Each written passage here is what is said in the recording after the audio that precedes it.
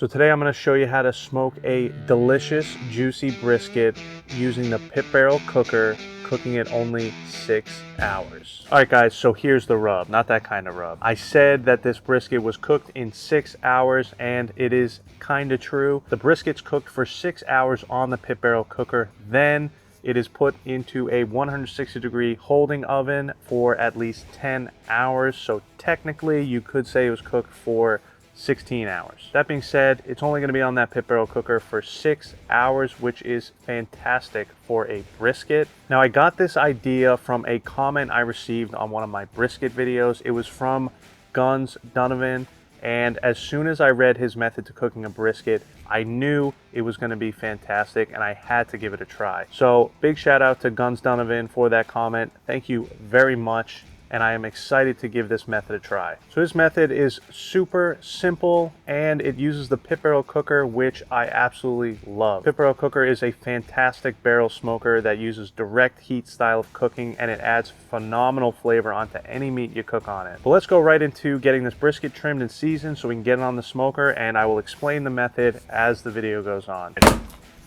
Here is our brisket. This is a 13-pound brisket, choice grade Angus beef. I really like these Angus beef choice grade briskets. You can only get choice grade. Angus is a great option. I think it's kind of in between a choice and a prime, but you really got to look and make sure you are getting a quality brisket, because some of them are closer to the select grade. So a good way to check is just look at the flat here and look for some marbling in there if you can. That's going to tell you that you have a good brisket.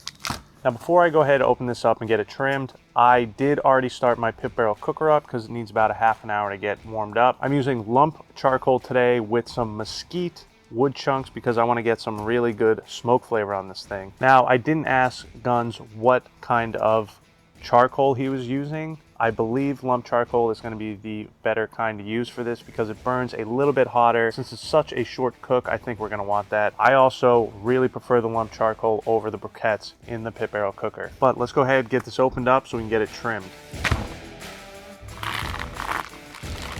All right, so I'm just gonna get this patted dry. And as usual, I got myself another fantastic brisket. That is sarcasm, of course. I can't really get a hold of a nice brisket, so usually I get these mangled looking ones and I got to do a lot of trimming on them. That's not a problem for me. I usually like to go ahead and pick up a larger brisket so I can trim it down a little bit, make it nice. But this one's not too bad, so let's go ahead right to the trimming. And what he said was he only trims out this decal fat here, which no matter how you're cooking a brisket, you're gonna want to take this out.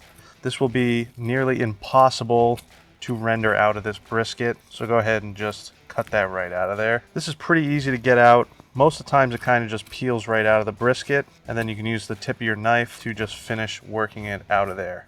Just like that. And you can see it's just all fat right there. So, according to Guns, that's all he does. But I want to go ahead and trim some of this fat off of the bottom here, but it's not too big of a deal because the pit barrel cooker has a lot of heat, so having some fat on there is probably not the worst thing in the world. Leaving some fat on is going to help protect this meat, so I'm just going to give this real quick trim on the bottom here. I'm not even going to bother with this because I'm probably going to trim that down. Since we're using direct heat, it's going to be a little bit of a different trim, and I am going to trim some fat off. So this is good enough for the bottom for my liking. Let's get this flipped over to the top now. So this actually isn't too bad. There's a lot of fat over here, so I kind of want to just smooth it out. I don't want anything sticking up here. Now, since we are using the pit barrel cooker, obviously aerodynamics isn't too important on this, but I do want it to have a decent shape to it. So I'm going to trim this mohawk down just a little bit. This one doesn't have too big of a mohawk, so it's just kind of got some nasty fat on there I want to get rid of. This isn't looking too bad. I said I want to leave a little bit of extra fat on this because it's a direct heat cooker. So I kind of like where we're at with that. On the point side, might trim just a hair of this fat down because I know there's a bunch right there. Not bad at all. And we do have a bunch of fat in here. And this right here will get completely burnt up. So I'm going to go ahead and cut that right off. This fat can be kind of nasty in here. Kind of silver skinny. silver skinny. That's kind of a weird word, but I'm gonna cut this down. Now, this piece is gonna have to get trimmed off here. It's just too thin. I'd rather use that to make some ground meat. So this is where I like to shape the brisket a little bit. So I think I'm gonna come in here, and I like to take the back of my knife and kind of outline where I'm gonna cut so I get a little visual first. Kind of like that. That'll be good. I also want to trim this down so it's gonna fit into my pit barrel cooker a little bit better. Because if you have too big of a brisket, it's not gonna fit, and I'm not gonna be hanging this in the barrel today.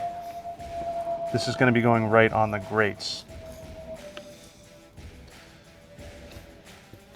So we need it to fit in there, so I'm just gonna have to trim it down to size, and then I'm just gonna round this corner off.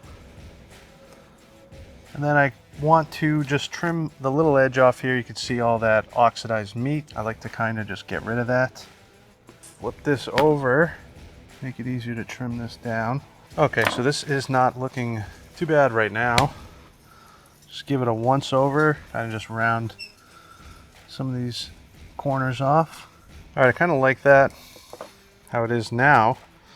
You can see it's got quite a bit of fat on the top here, but that's what we're gonna want. Smaller trim pile than usual, but that looks pretty good. Like I said, not the greatest brisket. Someone already cut out a lot of this point here.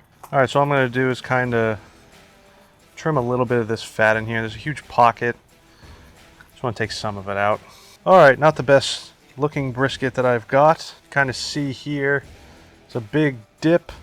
I don't know exactly what happened to that meat there. I didn't cut that out. Came like that. But for the pit barrel cooker, this will be fine, because on a normal offset, these humps are going to create some issues.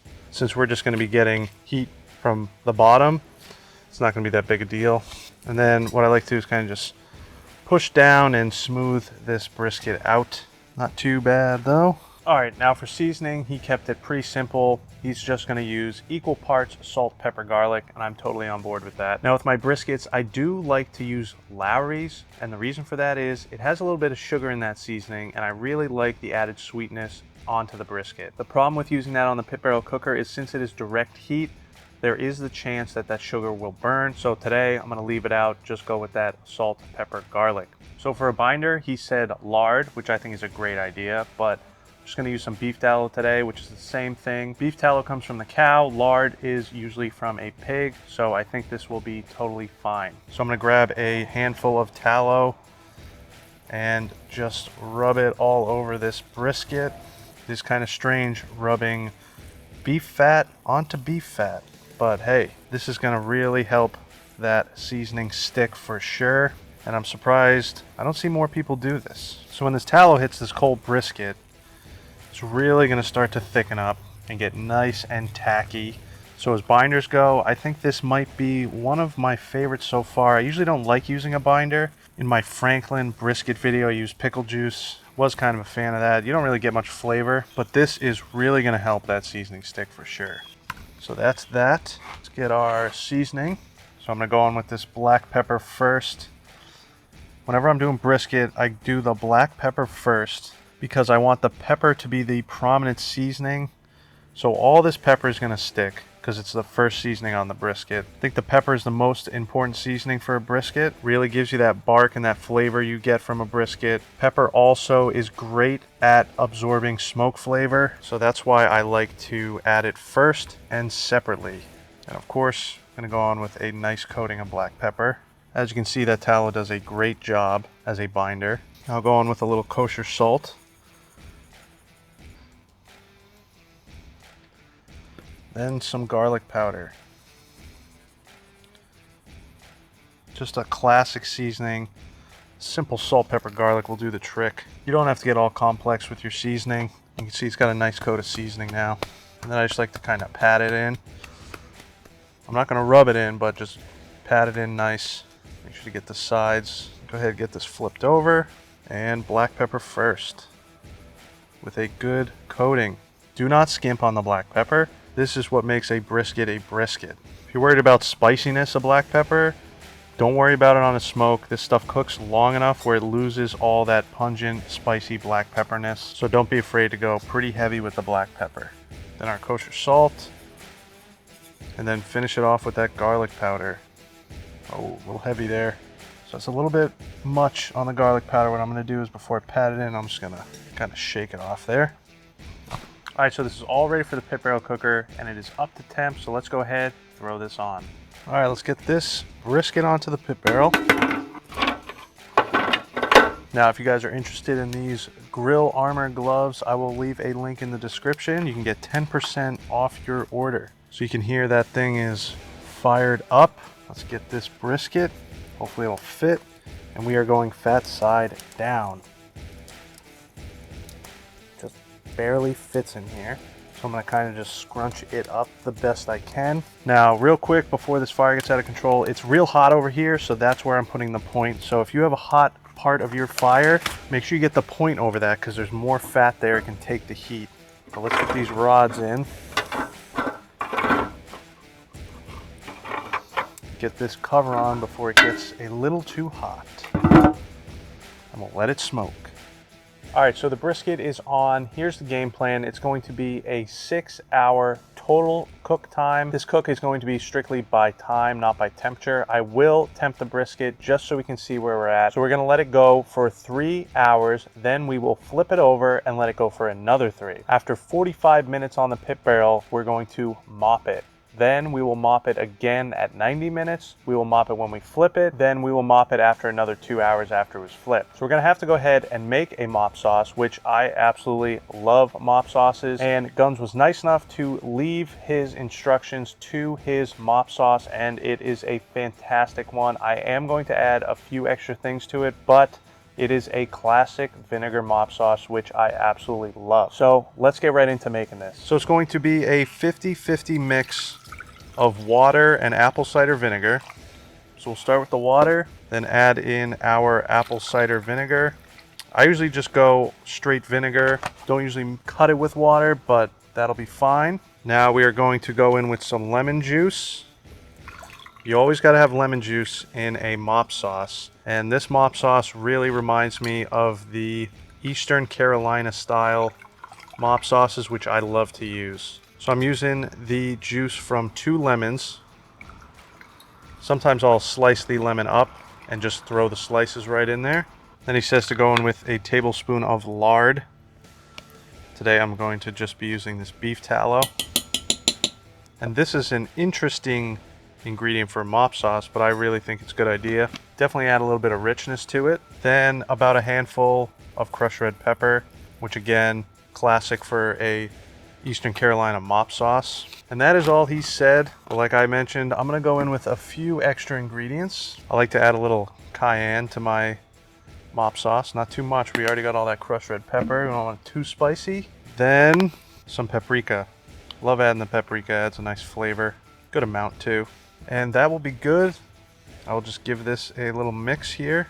I love what the paprika does for the color of the mop sauce. It smells fantastic. Now you're just gonna wanna simmer this a little bit, kind of just warm it up. You don't really gotta boil it or anything. So a great option, which Guns mentioned in the comment, was throw this on your pit barrel lid, just leave it there as you need it. It'll stay nice and warm. It's gonna help melt that tallow down. I love doing that on my pit barrel cooker. I do it all the time when I'm doing a pork butt. And I usually don't mop a brisket, but I really think this is a fantastic idea. And I've always thought about this when I have brisket. I think it would go so well with a vinegar style sauce because of how fatty the brisket is. So I'm super excited to give this mop a try with the brisket, but I'm gonna go ahead and throw this on the lid.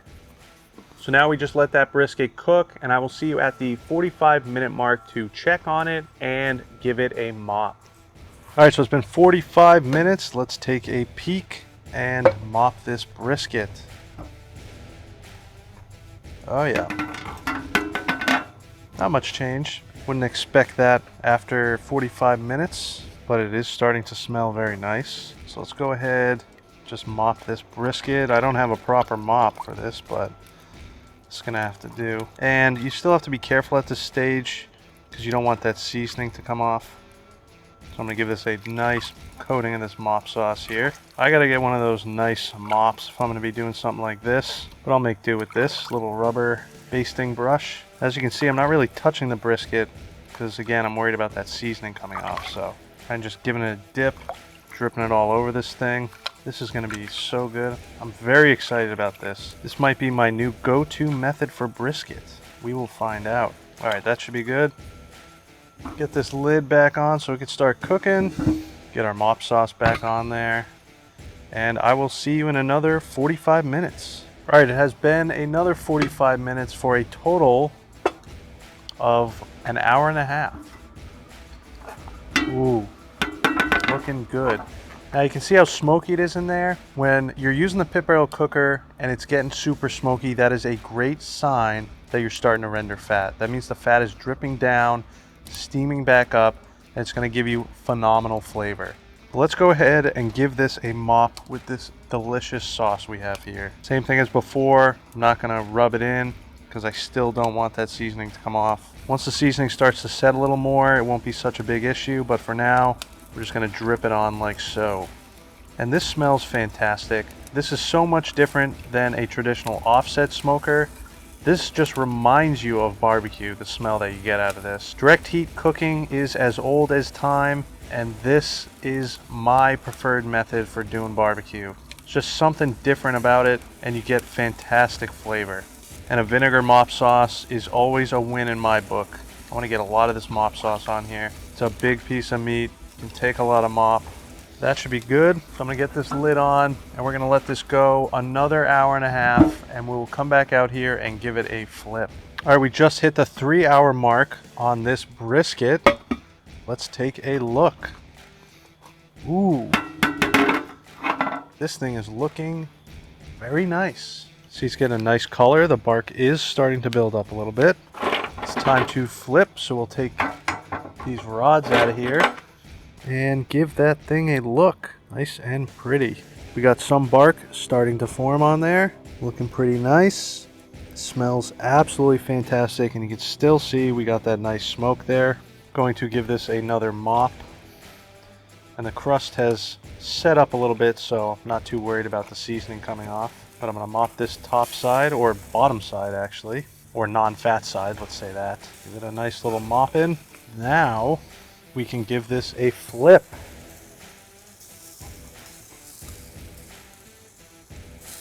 Ooh, and look at that. Nice little fat, crispy. This is fantastic. Oh, that's gonna be good. This fat is already nice and crispy there. Beautiful. Let's go ahead and give this top side a mop. And after seeing this crispy fat, I just got super excited. That's gonna be a totally different flavor profile that you don't get on offset smoking. That direct heat, crispy fat. And that's why you want to leave a good amount of fat on this when you're doing a pit barrel cooker brisket. There's a lot of heat it's getting from that bottom side. Get plenty of mop sauce on there. I noticed my heat is now on the other side, so I'm going to give this a spin.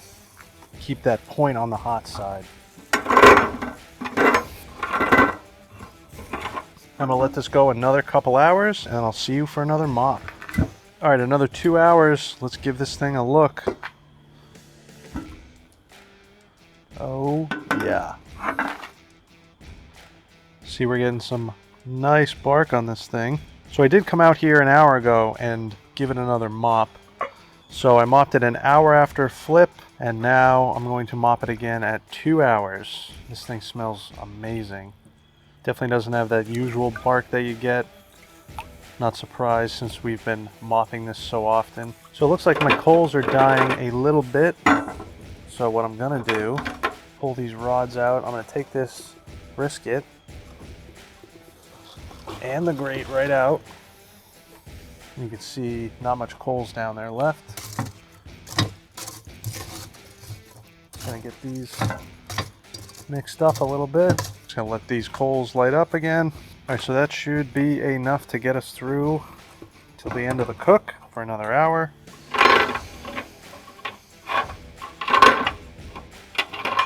So I'll see you back here in an hour to get this off and get it wrapped. All right, so we just hit 6 hours on the brisket. It is time to pull it off and get it wrapped. So we're gonna be using butcher paper to wrap this up today.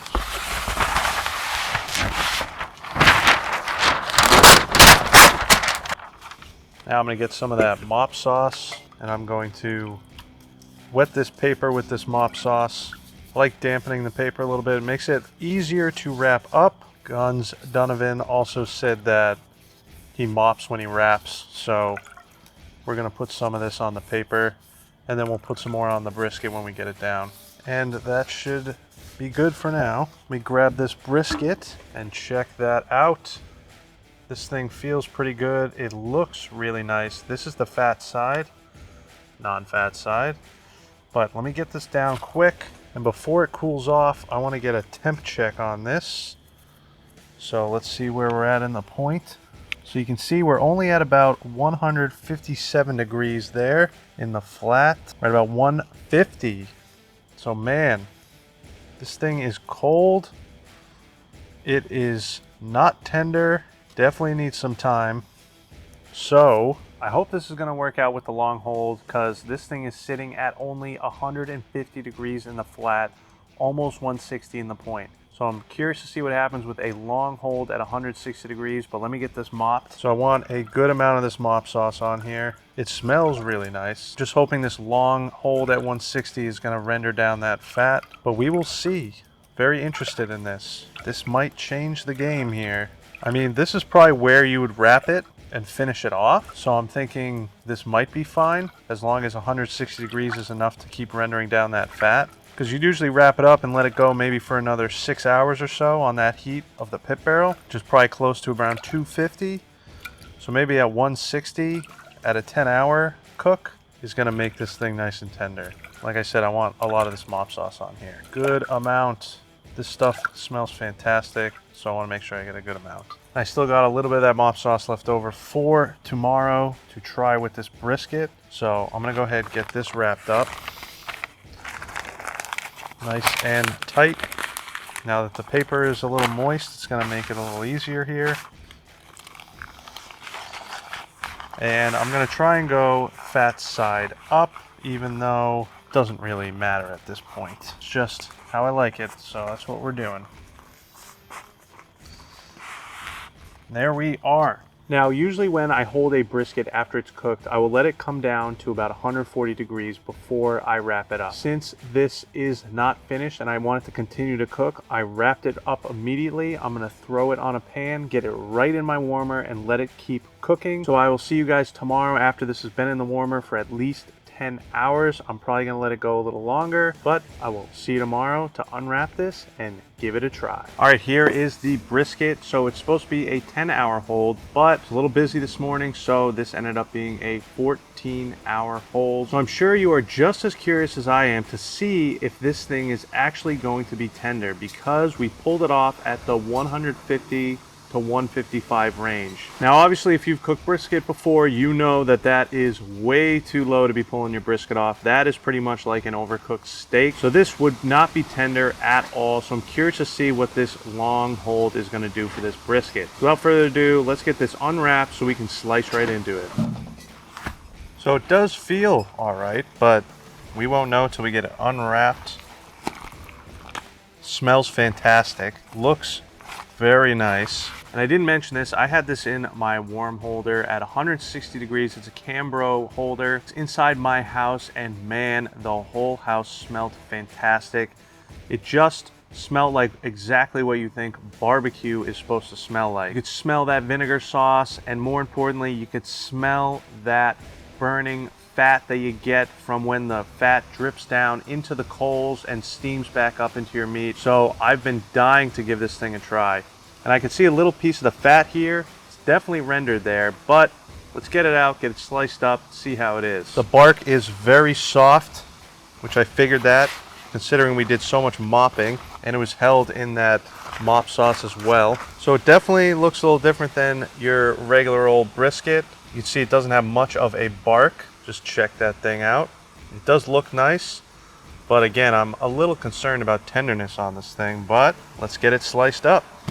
As usual, I'm going to cut this right in half between where the point meets the flat, and this is the moment of truth. Feels pretty tender, actually. Oh, geez, is it juicy too. A little concerning.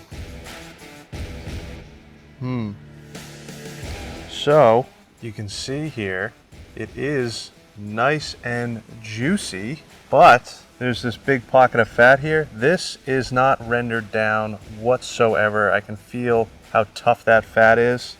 It does look pretty good here. Up at the top, you can kind of see it's not rendered fully down on the bottom. So that is a little concerning to me, but we will see how it tastes. And like I said, it is nice and juicy. But again, I like to see this fat rendered down a lot more. So we'll go ahead and get a few slices and see exactly how this thing came out. So I'm gonna get some pieces of the flat first here. I'm gonna cut them on the thinner side. The meat itself does feel pretty tender. It is the fat that is concerning. Now I'm gonna get some of these slices of the point. I'm gonna slice this thing right in half.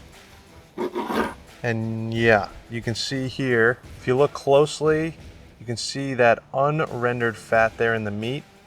See the striations of white there, that is unrendered fat. It's not really what you wanna see. Let me slice a piece off and we'll see exactly how it is. But just from that, a little concerning to me. So we got our point, got our flat here. Start with one of these pieces of the flat. So you can see it is a pretty nice looking piece of brisket other than this unrendered fat there. It's got a nice smoke ring on it and everything. Let's see how tender it is. It's actually not that bad. It's got a little bit of give to it, which I don't mind in a brisket. I don't like it super fall apart tender. So I'm gonna go ahead and give this little piece a try. You know what? It's actually pretty good. If you like your brisket more on the not tougher side, but has a little bit more chew to it, this is kind of what you're looking for. This has a little bit of bite to it. So if you don't mind that, this is really good. Now I just had a bite of that fat there. It's not chewy or anything. You can definitely notice it a lot more than a regular brisket, but it's got great flavor. Very enjoyable. This is very interesting. It has all the signs of it being very undercooked, but it's actually pretty good. But let me check this point out here. See this? Let's give it a test. Yeah, see? Oh, it's kind of a lot more tough. It's because you got all that intermuscular fat there, and it hasn't had a chance to render down. Not too bad. Let me give it a bite and see how it is. It's got fantastic flavor. I think the fat needs to be rendered down just a little bit more. I don't mind that it's not fully rendered, but it definitely could be rendered just a little bit more. But all in all, this is actually a fantastic tasting brisket.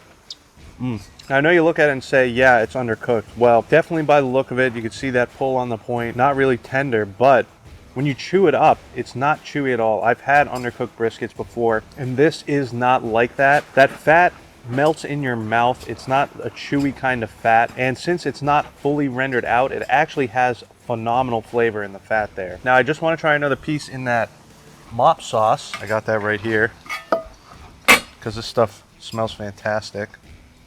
Just give it a dunk in there. Yeah, I knew that was gonna be good. Now let me say, I think the pit barrel cooker could have ran a little hotter after I flipped it. Saw where I lost a little coals. I think when you go to flip it, add some more coals, get that heat back up. It's really gonna help you render down this fat a little longer. But all in all, I think this is actually a good way to do a brisket if you're short on time and you have a long hold. The problem I see with people who cook brisket for a long period of time on a smoker, say you have it on there for 16 hours cooking, yeah, you're gonna render the fat, but you're gonna render all the fat out of the brisket. All you're gonna be left with is this meat, and it's gonna be almost pot roasty. And once you lose the fat, you're losing a lot of great flavor there. So you have to find a happy medium between a faster cooked brisket and a point where you're rendering some of that fat. Now, if I had to do this again, and I'm going to do this again, I would say cooking on that pit barrel cooker a little bit longer, push it through the stall, get it up to around 170 degrees or so, then put it in your hot hold, you should be fine there. And again, I'm sure this would be a little bit better if the pit barrel cooker was running a little hotter for that couple hours that it was low. But all in all, I really enjoy this brisket. I like something with a little bit more chew to it, and the flavor is on point and it's not chewy at all. It almost has like a prime rib style taste. Since it was cooked over direct heat, it's got a steaky kind of flavor compared to that pot roasty brisket. So I'm actually a big fan of this. I just want to say thank you to Guns Donovan for that comment. giving me the idea for this. And this is why I love your guys' comments. Please keep doing that. Share your ideas, whatever you want. What I might actually do is if I want to render down this fat a little longer, I can take this, vacuum seal it, throw it in my sous vide at 100 degrees for another 20 hours or so, and that'll definitely do the trick. Now, I know what you guys are all thinking, but don't knock it till you tried it. This is a good brisket for sure. Now, if you want to see a pellet cooker brisket video, I'll put that right here. If you want to see a brisket I cook in an Aaron Franklin style, I'll put that over here. And if you want to subscribe to the channel, right over here. But most importantly, get out there, smoke something good.